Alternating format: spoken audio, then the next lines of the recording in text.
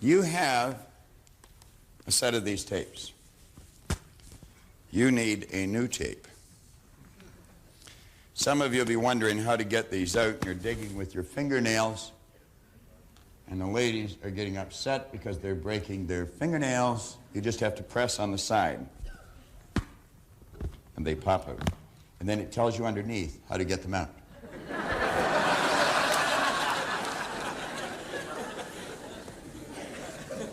Andy Rooney would probably get about an hour and a half out of that. Now, you've got a relaxation and visualization tape. I want to suggest that you put this to good use. On page 30, we're suggesting that you take this new understanding that you're developing, you take the description of the new you that you wrote up on page 26. That new description should include no negatives. It should be in the present tense. It should not say, I am going to become. It should say, I am. I am so happy that I am, and describe everything that you want to be. It's got to be. This is vitally important in present tense. This part of your personality knows nothing about past or future. There's only now.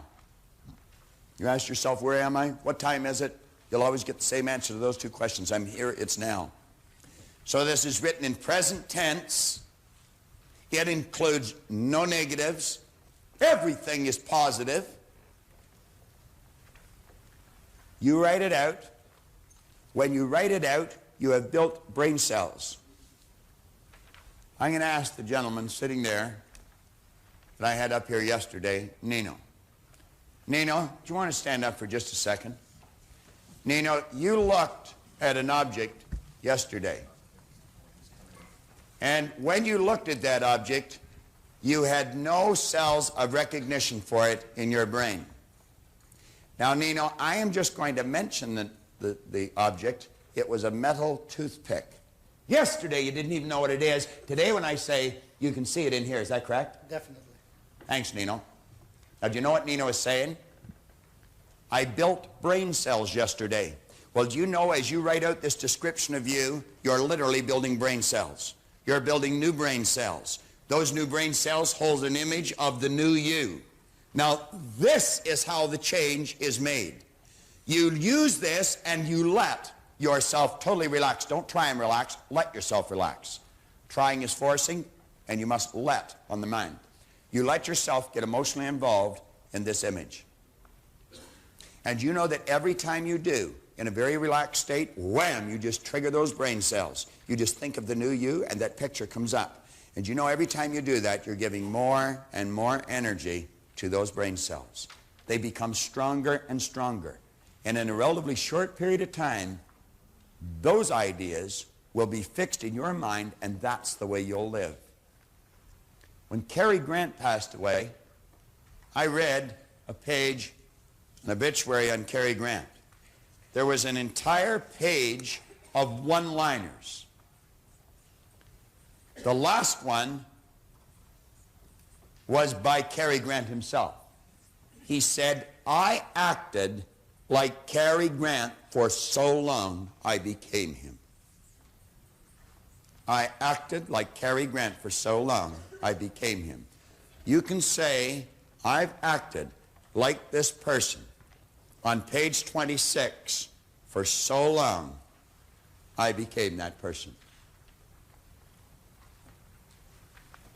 Now, you can go over this lesson and go over it. You can't go over it too often. Couldn't possibly. We're going to touch now on what you should expect, because you're going to find that expectation is what really makes the difference. Now, as John goes through this page, I want you to think. If I built that picture on page 26, I painted the picture. It's like Scott heard the music, then he painted it on paper. Well, you saw the person, and then you painted it on page 26. And every time you get emotionally involved, you rewrite it. And you're going to find you'll crystallize it, and you'll make it better, and you'll make it better, and you'll make it better. Well, every time you do that, you're moving yourself into that vibration. You're going to get to the point where you'll start to expect the good that you desire. And John's going to tell you what will happen when you do. And you know, when I wrote that goal on the card years and years ago of having the $25,000, I didn't believe it. You may not believe what you write on that page. You might think this is really silly. You may think it's silly. Try it. I can guarantee in a relatively short period of time, you won't think it's silly anymore. Because as I pointed out, you write a lie on a card and you read it often enough, and you're going to believe it.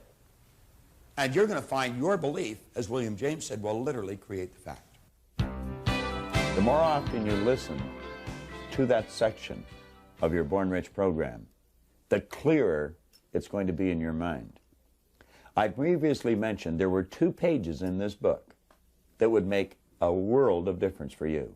One was page 26, and the other was page 30. Now on page 26, as you wrote down the person you wanted to be, you might have looked at that as being a fantasy. Do you know, some people truly live their fantasies. What was actually happening when you sat and you thought of the person you wanted to become? You built this picture in your mind. You were literally building brain cells, just as I did with Nino on the first cassette that you were watching. Now, as you made the written description of the person you wanted to become, you built brain cells in your mind. Now we're going to activate those brain cells. Now consider this for a moment. Here you have fantasy, theory, and fact. Permit me to explain what's going to happen. If you will take the number 7 audio cassette from your Born Rich program and play this tape, what you're going to do is put yourself into a very relaxed state. It'll be an altered state of consciousness. Go and lay down someplace quiet by yourself and turn this cassette on. And when you get into a very relaxed state, throw the switch of that person you want to be. You're going to activate those brain cells. Now, in the beginning, it's going to remain a fantasy. But by playing this tape daily, twice a day if you can, and turning that picture on that you built on page 26, activating those brain cells, that fantasy is going to be turned into a theory in your mind. Now, every time you build that picture in a relaxed state, take page 30 and rewrite the picture. And what you want to do is crystallize the picture of the person you want to be. Cary Grant one time pointed out, I acted like Cary Grant for so long, I became him. That's what's going to happen to you. The power within ultimately will take this image of yours and begin to express it with and through you in your life. But it's vitally important that you use this cassette, put yourself in an altered state of consciousness, a very relaxed state, throw the switch that you created when you wrote out page 26, begin to visualize your fantasy, only it becomes real. When you come back to a normal conscious state, it's very important that you rewrite this picture again. Each time you rewrite it, it'll become clearer and clearer. Now, you may alter it a bit as you rewrite it. And as you rewrite it, you give more energy to those brain cells. Every time you relax, you're moving that picture more and more into a state that we call a theory. And you're going to find that you will be motivated. The power within you will actually take that image and begin to express it with and through you, and your theory will literally become a fact. Mine has, Roger Bannister's did, and so will yours. But it's important that you do what we suggest with page 30. Now, when that's complete, the next part that John Canary is going to lead you into is going to be truly rewarding for you. John's going to suggest that you begin to expect and abundance in your life, in all areas of your life. Keep this idea in your mind as we run through this abundance lesson here. John is going to lead you through that now. Let's give John a hand as he comes on.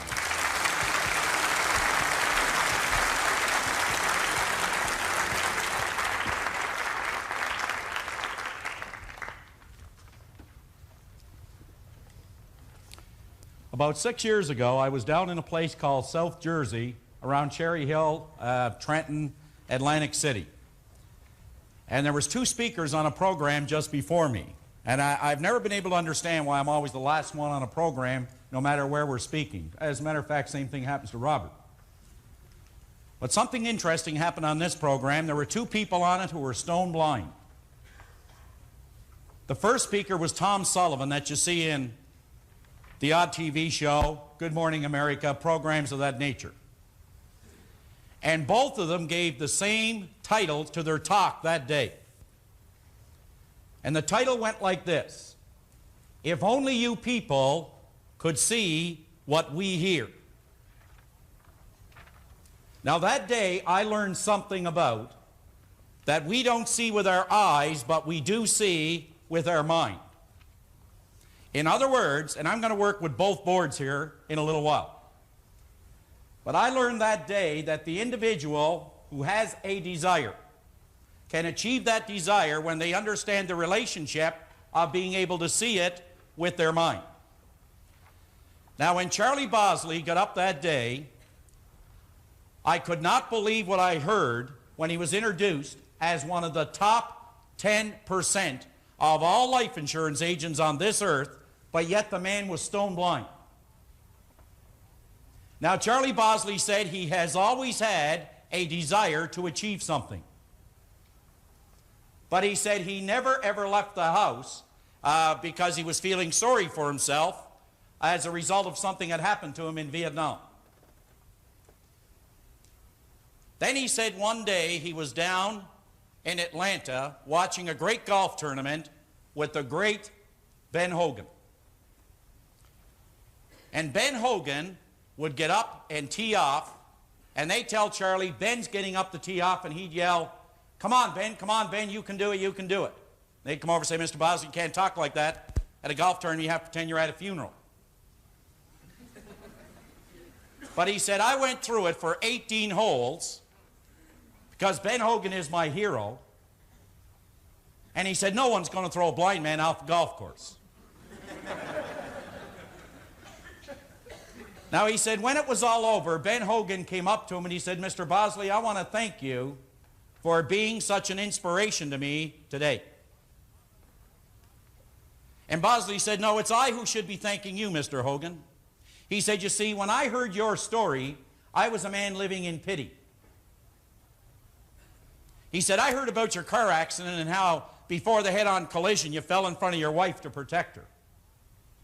And then when they got you to the hospital, they said to your wife, Mrs. Hogan, Ben will not live the night. And your wife said, you obviously don't know my husband. Now, he said, the next morning when you proved the experts wrong and you were able to continue with your life, they said, but Mrs. Hogan, Ben is never going to walk again. And she said, you obviously don't know my husband. Now, as months went by, you see, Ben, he started to get his spirit back again. He started becoming consciously aware, I'm in a bed, my body is broken, but I want to play golf again. And they said, Mrs. Hogan, he wants his golf clubs now strung up on the ceiling where he can see them all day long, but he's never going to play golf again. And Mrs. Hogan said,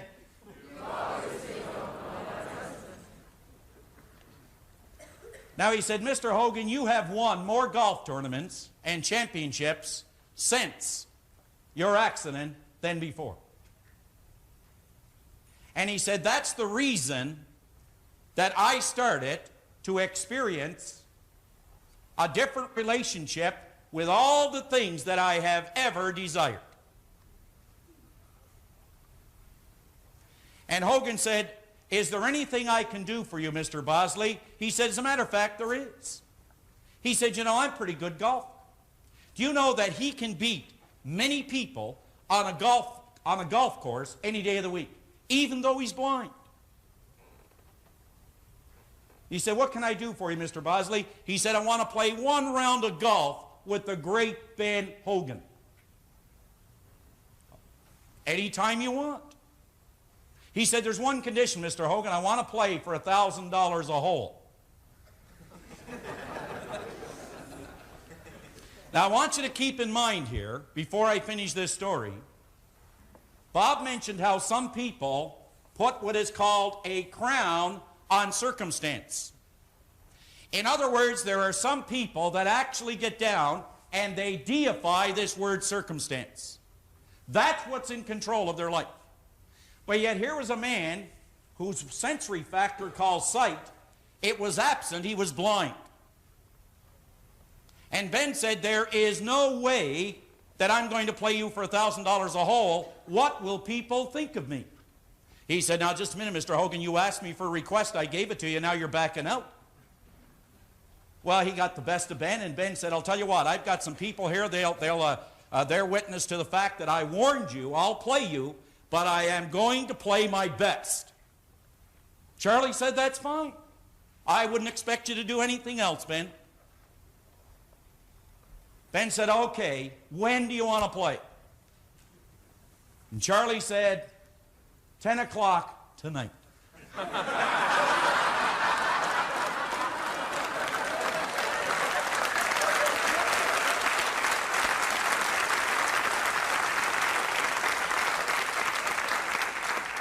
Now I want you to think about what happened.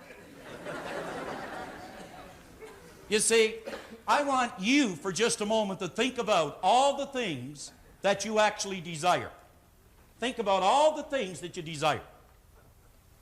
But now let me ask you something. On a scale of 1 to 10, I'll bet 10 being high that your desire for certain things in life, I would bet that they are at a 10. See, I've heard people say, people lack desire. Nobody lacks desire. You see, if you take and define this word desire for just a moment, just define this word desire.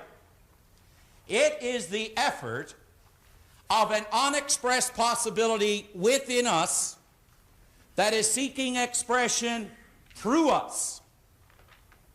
The word desire, it comes from the Latin word dea, D-A-S-I-R-E, which means to give birth to. Everybody in here has something rattling around within them that they want to give birth to. Desire is the language of spirit. But it seems the basic difference in people who experience their desire versus people who do not experience their desire, it has something to do with this great principle, the greatest principle an individual can ever learn, which is called expectation. Expectation.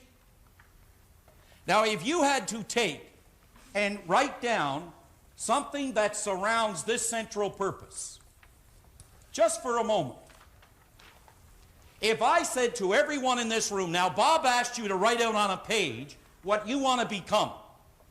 Now I'm going to suggest to you that everybody in this room, from the top to the back and in the middle, that every one of us have a desire to be more, to do more, and to have more. But how many people actually expect it to happen? You know, there's a great point in history where Moses was leading all these people around a desert.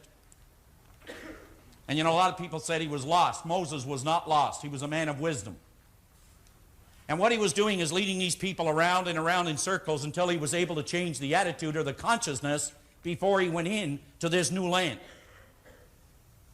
And all the people, they came to him and they said, "Moses, we've got a problem. We have no water. What are you going to do?" He said, "You go and pray to your God for rain." And away they went and back they came. And they come back and they said, Moses, God has forsaken us. He said, what do you mean? He said, we have no rain. Moses said, tell me, where are the ditches? They said, the what?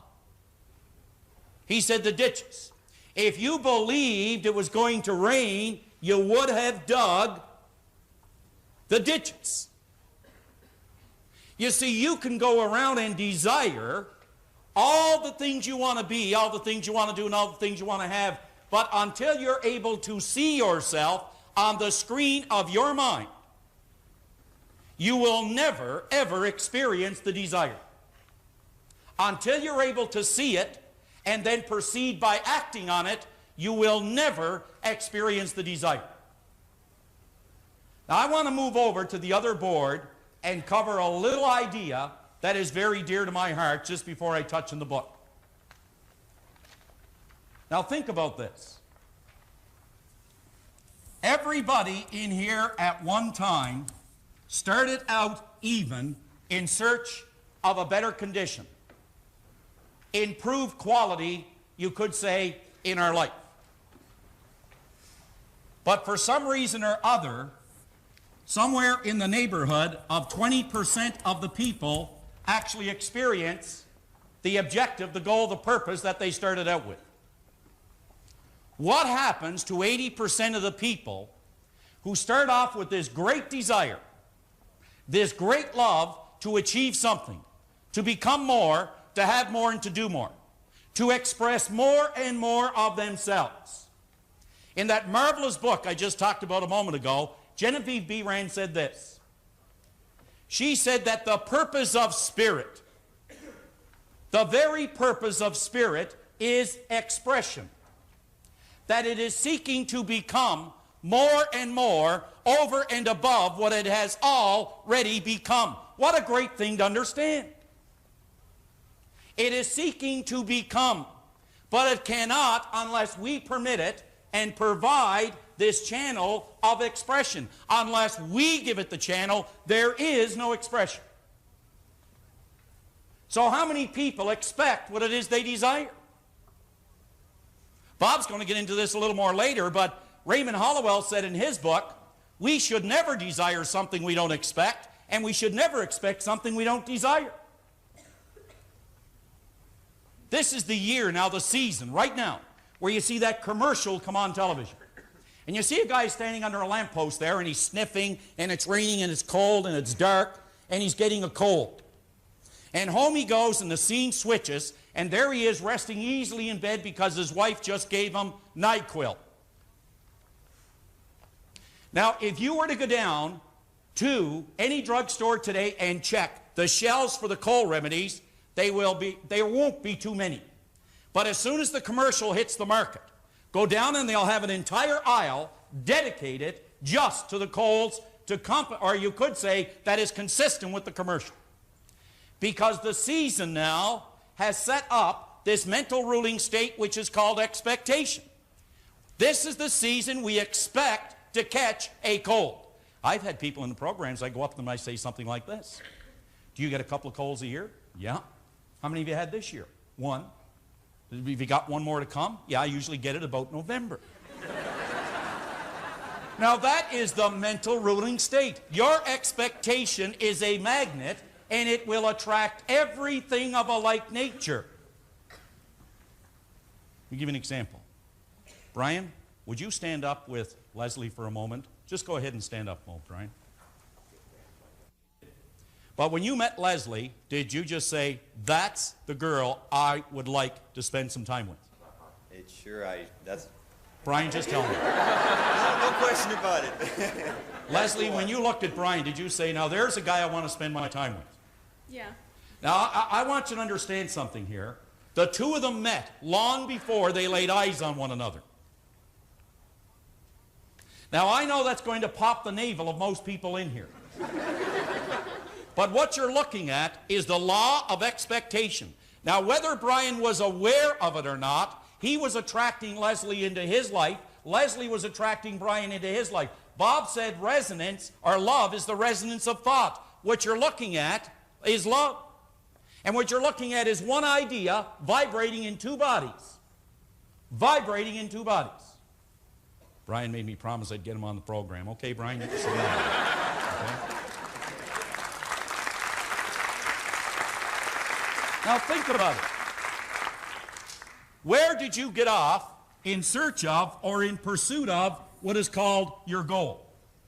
I want you to imagine going down to Maple Leaf Gardens and suddenly the game starts, you drop the puck, you look at each end of the rink and there's no nets. Now the game would be a little confusing. You need nets to play that game. Well, I shouldn't say that with the Leafs, it doesn't matter. But now think about it. I mean, if there were no nets at each end of the rink, the game, there would be a lot of activity, but there would be no purpose in playing the game. How can you play the game of life? How can you get up in the morning, put both feet in the floor, and you've got nothing to work toward? See, you have a desire, but what you do is you don't see yourself in possession of the desire. Consequently, you don't release this power that flows with and through you. But isn't it interesting that we all started out in pursuit of the objective, but something happens at a particular point. We run into a crisis. We run into conflict. And it seems that we run into what is called demands. What are some of the demands we all run into when we start to try and improve the quality of our life? Be a little better as a salesperson. Be a little better as a person, as a mother, as a father. Someone once asked me, give me one good reason, Canary, why I should have a goal and maybe try to be a little bit better than I am. I'm going to give you one. There are little eyes upon you when they're watching night and day. There are little ears that quickly they take in everything you say. There are little hands all eager to do everything you do, and a little boy or girl who's dreaming of the day they'll be just like you. For you're this little person's idol, you're the wisest of the wise, and their little mind about you no suspicions ever rise. For they believe in you devoutly, and me, in all we say and all we do. Those little people who are dreaming of the day they'll be just like you and just like me. What are we like? For we are setting an example every day in all that we do to those little gaffers who are dreaming of the day they'll be just like you. Just like you. And just like me. Well, you see, when you're faced with a demand, don't have enough money, debt, people phoning us. And I'd suggest that anyone who is in debt, I'd strongly urge you to read that chapter on Born Rich. It'll show you how to handle it. It'll show you how to handle it. Now think about this. Why is it when some people are faced with demands that turn into what are called risks, that some take what is called an option? Do you know the mind is such a marvelous, marvelous piece of equipment? Although the mind is an activity, it is not a thing. It is not a thing. I want you to think about this for just a moment. When the mind is presented with a demand or a risk, the mind will offer you and me an option. Do you know the option it offers us when we're faced with a strong demand and a risk is called the escape hatch.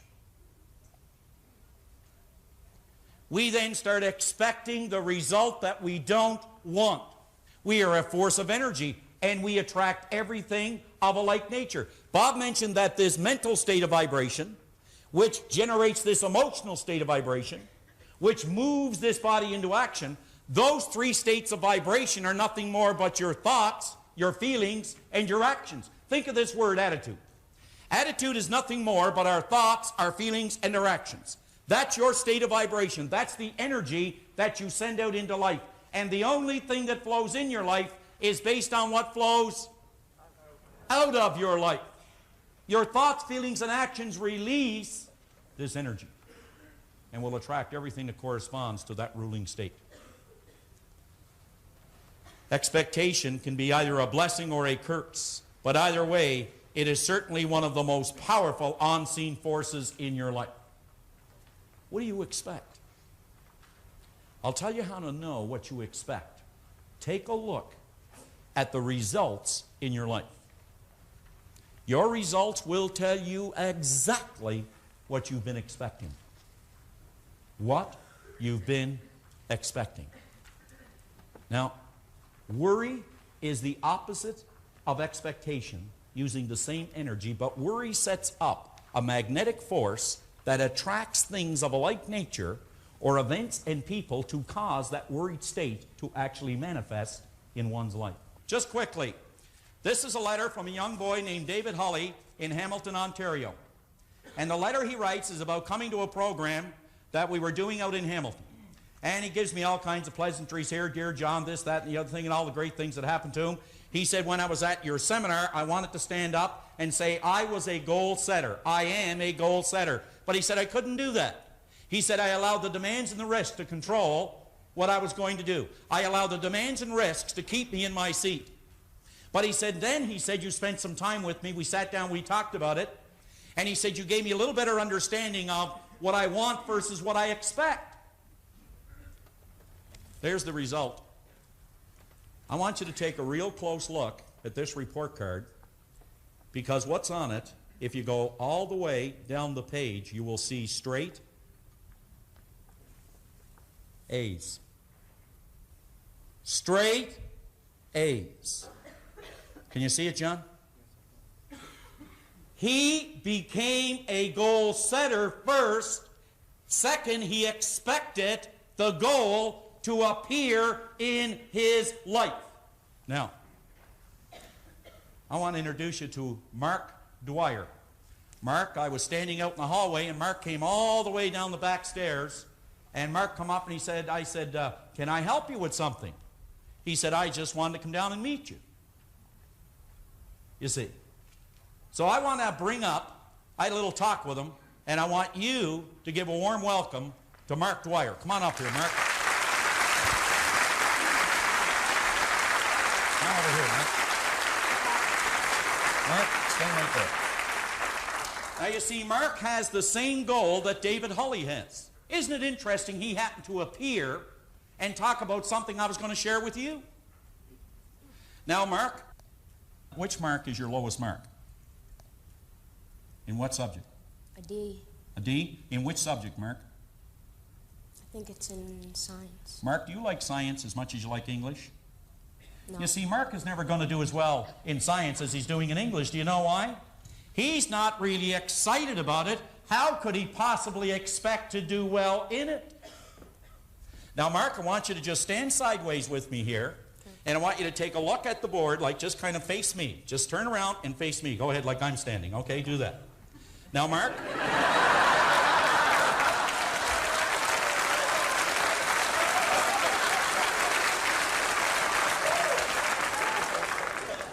Mark, have you been talking to Bob before you come up here?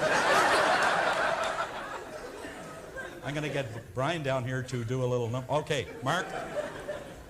Mark, you see, here's a person that's not getting any marks in school. They have a desire.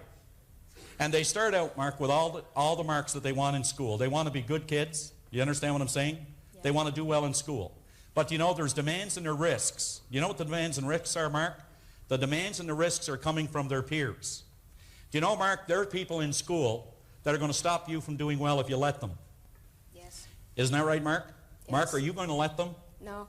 Mark, you see, you have a desire, right?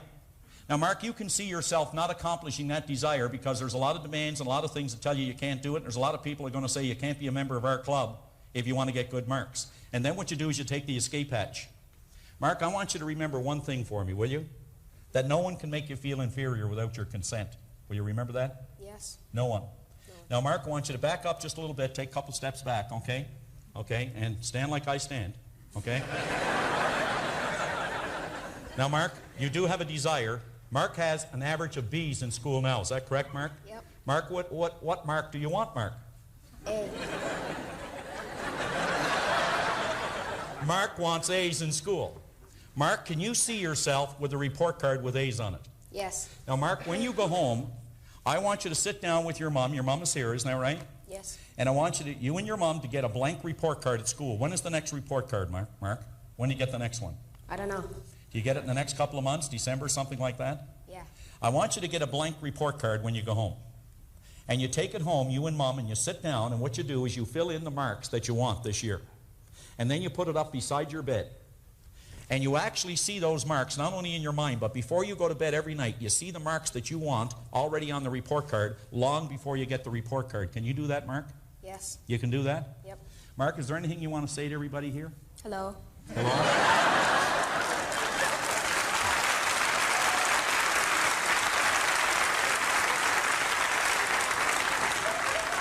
Mark, I want to thank you for being such a pro.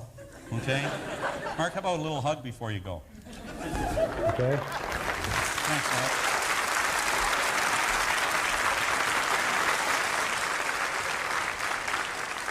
Now you see, why can we not sit down with, say, kids in school and fill out the report card before the term begins?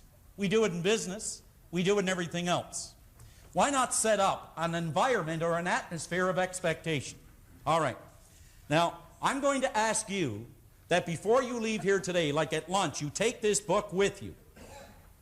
You take some time today, and you sit down with page 33, and you list in your personal life, in your family life, and in your business life, all the things that you really want. And then beside it, put down whether or not you have been expecting them. Now, why haven't we been expecting them? Because we allow the demand and we allow the risk to control whether or not we're going to do it. Don't allow others. Don't allow circumstance. Don't allow it to control the way you feel about you. You determine your mental ruling state. Now, would you switch back, please, to page 31? I want to finish this so we can stay on time here. Now, there is one line just below the first paragraph on page 31. What are you doing to increase your income? I could have said, what are you doing to increase your relationships? What are you doing to increase, we'll say, your well-being? What are you doing to increase your productivity? What are you doing to increase these things, to improve them? Well, if your answer to this question is nothing, or if you are just beginning to think seriously about what you could do, you have probably not yet grasped the ideas presented in the previous chapters. You should be aware that the chapters in this book resemble the individual pieces of a jigsaw puzzle. And each chapter is related one to the other in such a way that if we put them together, we can see the entire picture. The entire picture. I had an individual come up to me one day at a seminar and said, you know, Canary, he said, this is all well and good, and I'd like to go ahead and do it. But he said, do you realize that by the time I reach this goal I want to set, he said, I'm 50 now. He said, and for me to reach this goal, I'd be 58. I said, well, how old will you be if you don't reach it? Come on, think about it now. I mean the kind of thinking that we get involved in. Einstein said that all conditions and all circumstances in our lives, he said, they are a result of a certain level of thinking. Now, he said, if we want to change the conditions and the circumstance, we got to change the level of thinking that's responsible for it. We got to change the level of thinking that's responsible for it, which is our expectations must move to a new dimension. In this last paragraph, since you are now well into the heart of the book, I would ask you to pay particular close attention to the ideas which follow, so you can use them to successfully tie all the pieces together. You will soon discover that if the ideas in this chapter are applied with intelligence, that expectation can be a triggering mechanism which attracts into your life every good that you desire. Do you know, if you have something you desire today, which you do you know that puts you in touch with it? You're hooked up to it. You're in harmony with it right now, but it's your expectation that moves it into your life. We will always gravitate towards that which we most secretly love, be it base of beautiful or a mixture of both. For into your hand will be placed the exact result of your ideal, your vision. Into your hand will be placed the exact result of your vision and your ideal. So expectation is the triggering mechanism. However, if you do not exercise extreme caution, expectation can also turn just as rapidly into a destructive, lethal enemy. Because people go around expecting bad things to happen to them. Oh, I don't want to do that. What if this happens? Therefore, you must be cognizant of how you are exercising this invisible but powerful force. We believe then that you already understand that you cannot have wealth in your material world until you first visualize the wealth in your mind. Have you ever considered that the highest, the most noble, and the most excellent thing about you is formless in nature? That the highest, the most excellent, the most noble thing about you is formless in nature. But what does this really mean? It means that before any one of us can ever begin to overcome the poverty which surrounds us in our external world, we must first conquer the impoverishment that is buried deep within ourselves. Impoverishment meaning many areas of our life. Some people are emotionally bankrupt. Emotionally. Now what we're going to do is Bob is going to come up and take you through the rest of this chapter. And that will start on page 32. And this will show us exactly how this expectation releases or moves this energy into what is called form. And no one will do that better than Bob Proctor. Thank you.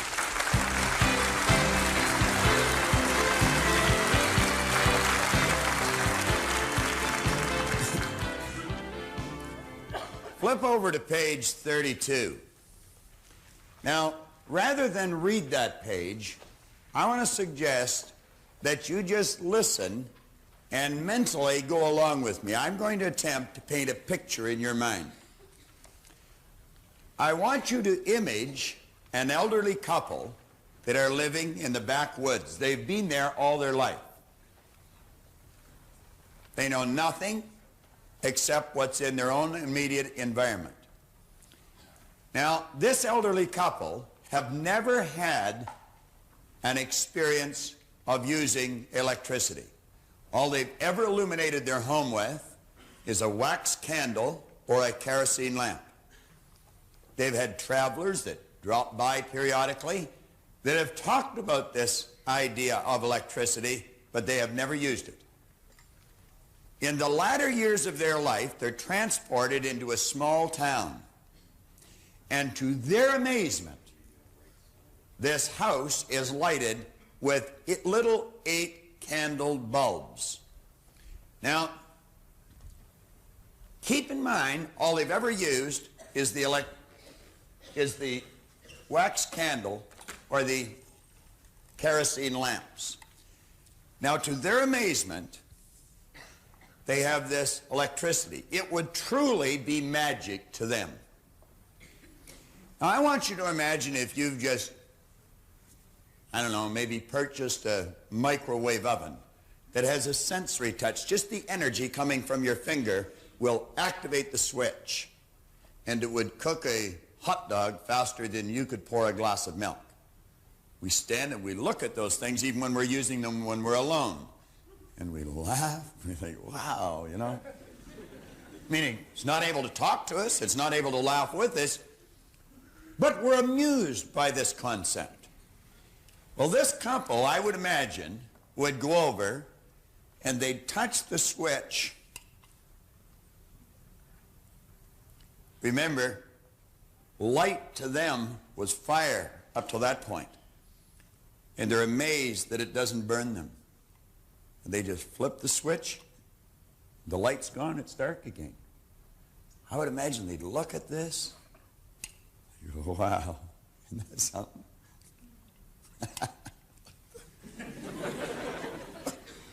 Think of it.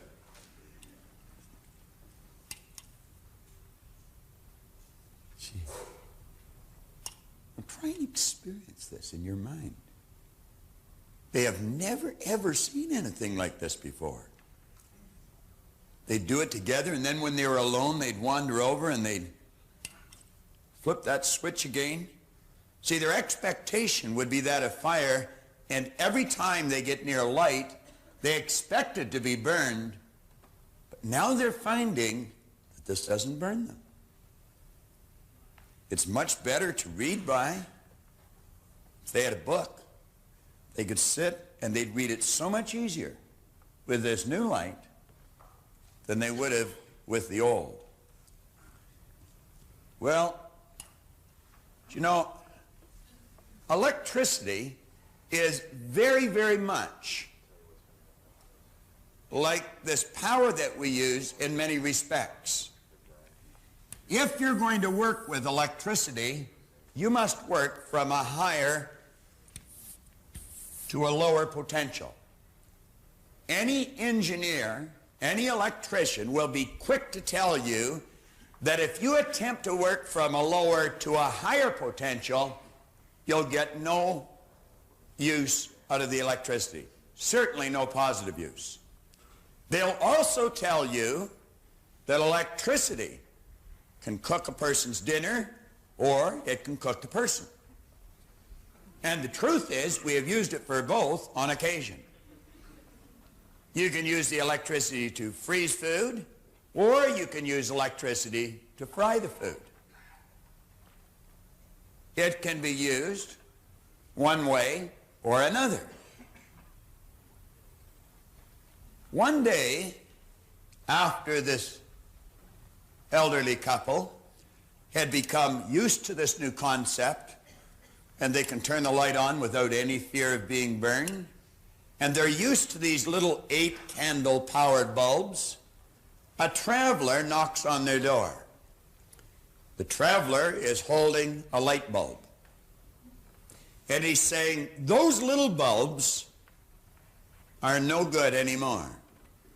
There's not enough light from them. The illumination, it's limited. What you really need is one of these 60-candle powered bulbs. Those little 8-candle powered bulbs are really next to useless. The elderly couple, of course, doesn't really know what the traveler's talking about. Why, he said, you know that one of these bulbs would illuminate this room to a greater degree than all of these bulbs put together. He said, let me show you. And he goes around and he loosens all the little bulbs but one. Then he takes the one remaining bulb that's burning and he takes it right out of the socket and he puts in the 60-candle powered bulb, and wham, to their amazement, that entire room is illuminated like daylight.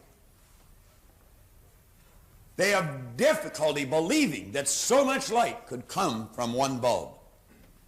Now I want you to imagine that traveler attempting to tell that elderly couple that the magic is not in the bulb, that the power had always been there.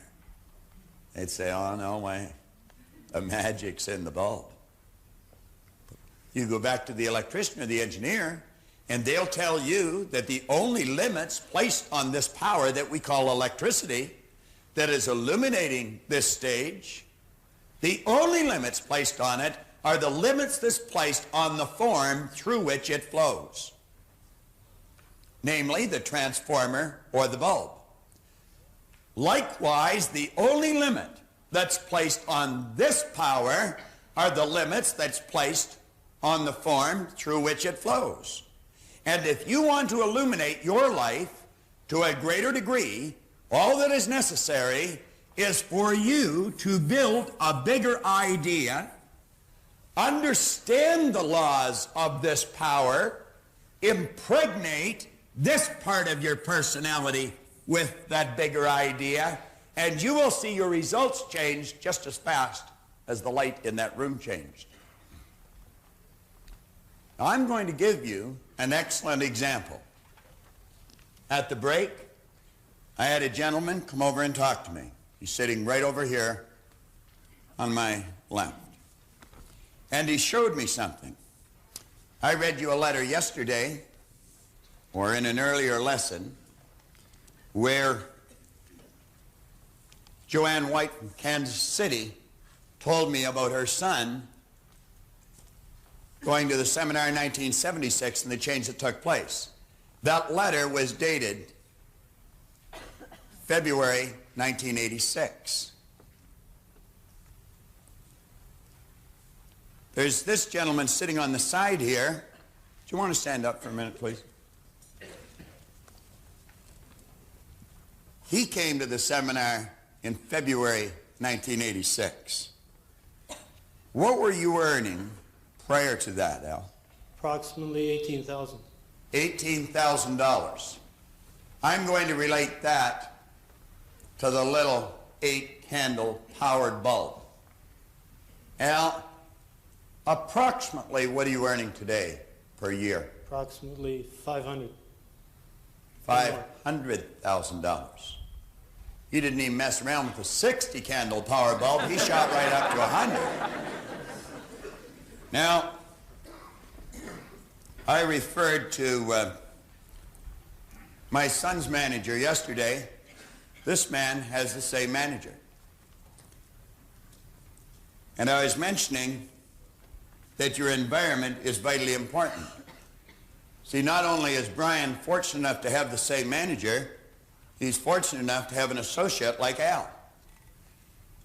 There are 20,000 agents selling real estate in Al's company. Is that correct, Al? That's within RE/MAX International. There's 20,000. Correct. How many of the 20,000, Al, now think of the way I'm asking you the question, of 20,000, how many of them sell more in a year than you do? About 13. He stands number 14 out of 20,000 salespeople. Many of these people would be in the business for a number of years. Al's been in the business since February 1986. How many in Canada sell more than you, Al? 7. Changes daily, I guess. When you handed this to me at the break, and that's when he gave it to me, what did you tell me made the difference? Just changing my attitude and following some of the things that I've picked up through your seminars. You came to a seminar shortly after you started. Exactly. And he took these ideas, and look what he's done with them. Give him another hand. Thank you, Al.